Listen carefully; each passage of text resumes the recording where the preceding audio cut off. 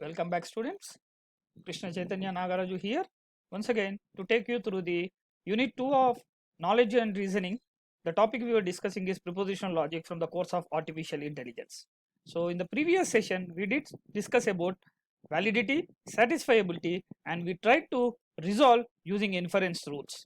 Now we will see how you can make use of repetition, proof by repetition. But for proof by repetition, we need to represent the statements in a particular form. That will help us. So we will see how the statements can be represented in normal forms. That we will discuss in our this particular video session. So the learning outcomes expected from this prepositional logic discussions is like this. This we have already discussed. And this is the last point what we were discussing in the previous video, proof by resolution. And as what I was saying, normal forms of prepositional logic sentence. There are two types of normal forms we can have. Disjunctive normal form and conjunctive normal form. Before we discuss, let me just remind you, you might have studied in your DLD subject where you have literals being joined as one statement, making use of combinations. You call them as POS or SOP, product of sums and sum of products. In the same way here we have disjunctive normal form and conjunctive normal form. So what is disjunctive normal form? Any sentence can be written as a disjunction of conjunctions of literals. Disjunction of conjunctions. So this is conjunction and this is disjunction. Disjunction of conjunction. So this is how I can write. And generally it is used in the logical circuit design for simplification. This I just told you. So another one is conjunctive normal form. What happens? Any sentence can be written in conjunctive normal form as a conjunction of disjunctions. The other one is disjunction of conjunctions. This is conjunction of disjunctions. So this is a disjunction and it is a conjunction. I am having conjunction of disjunctions. Disjunction and conjunction. So conjunction of disjunctions. So these two are very helpful, and making use of equivalence laws, making use of representing the statement in this form, I can easily resolve the proof, or I can easily resolve the statement that I want to prove that it is being entailed in the knowledge base. So normal forms can be obtained by applying equivalence laws. How can I get this normal form? I need to apply the equivalence laws that we have already discussed. Another example here we are seeing, for example, if I have like this a statement, now this can be converted into a normal form, like a conjunctive normal form. Now I am applying law of implication as the first step, and after law of implication I am applying De Morgan's law. After De Morgan's law, this is double negation, negation of negation, okay, and also I am applying De Morgan law once again, and then I am going for distribution law, and ultimately I am having the form of conjunctive normal form. So this is how we can come to conjunctive normal form. Now conversion to conjunctive normal form. Let us take the example of once again Wumpus world, where I have one statement B11 by conditional by implication, B11 by implies P12 or P21. So how can I convert this into conjunctive normal form? Again applying those equivalence rules or formulas. So I'll eliminate biconditional, replacing alpha biconditional beta with alpha implies beta and beta implies alpha. So this can be written like this. Now again I am eliminating implication with negation or. I can write this statement like this. The statement gets converted to this form, and then I will move this negation inward. This negation will be moved inward using De Morgan's rules, and double negation I can write this form. Now it is in conjunctive normal form. Conjunctive normal form. Conjunction of disjunctions. I hope this is very clear for everybody, right? So apply distribute law over these things and flatten. I am further flattening it to have pure conjunction of disjunctions. These are all disjunctions being conjuncted. So ultimately I am getting a conjunctive normal form. Now I am trying to prove alpha. I am trying to prove alpha is equal to negation of P12. How can I see? What I am doing is, let's say, no, not P12, alpha is equal to, yeah, alpha is equal to P12.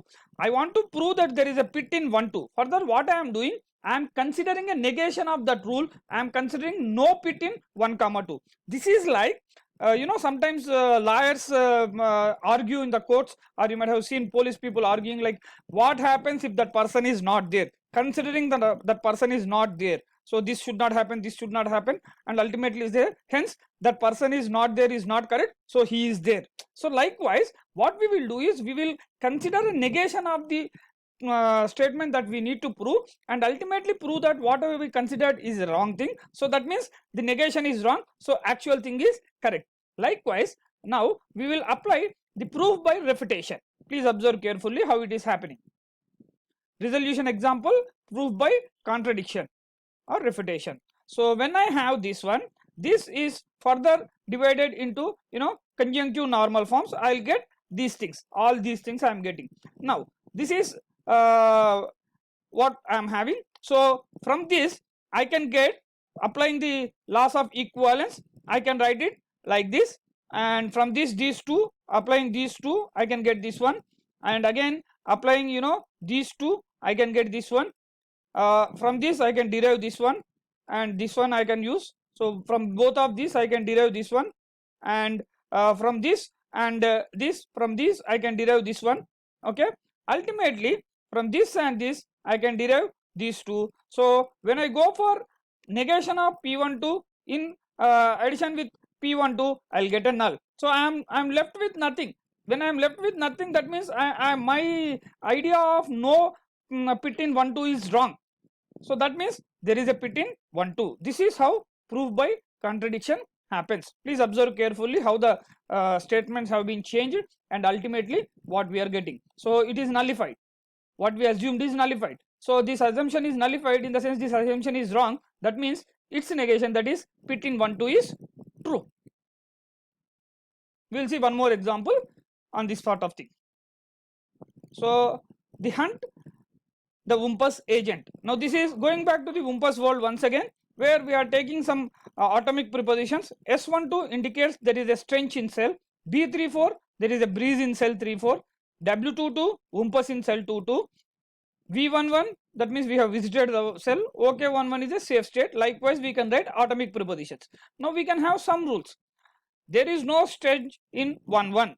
When there is no stench in 11, that implies no Wumpus in 11 and no Wumpus in 12 and no Wumpus in 21. Adjacent cells does not have Wumpus, so there is no stench in 11. Likewise, I can write 4 statements for the Wumpus world. But please observe, I need to go on writing multiple statements because the propositional logic is not supporting me with variables. So this is one problem with the propositional logic.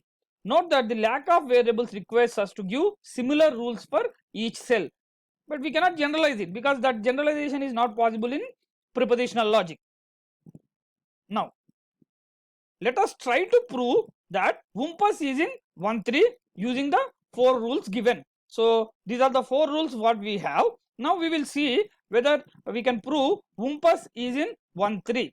This is the Wumpus world what we have discussed earlier. So how we are doing? Please observe. I am applying modus ponens for the rules what we have seen. These rules now I am taking, these rules I am considering, and these rules I will apply with equivalence, rules of equivalence, to get the inference. So consider rule 1 and negation of S11. Okay, applying modus ponens for them, I will get this one. Once I get this one, see, unit resolution happens. I'm sorry, this is modus ponens, A implies B, so I got this one. And now considering this again, negation of S21 that is there, and R2, that is a rule 2 which is there, I can get this particular thing. Please observe, R2 implication, so we can get this one. Now from R4 and S12, R4 and S12, I am applying modus ponens once again.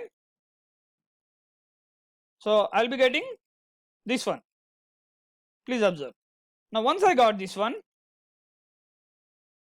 I'm considering AND elimination and getting W11, negation of W11. So considering these two statements,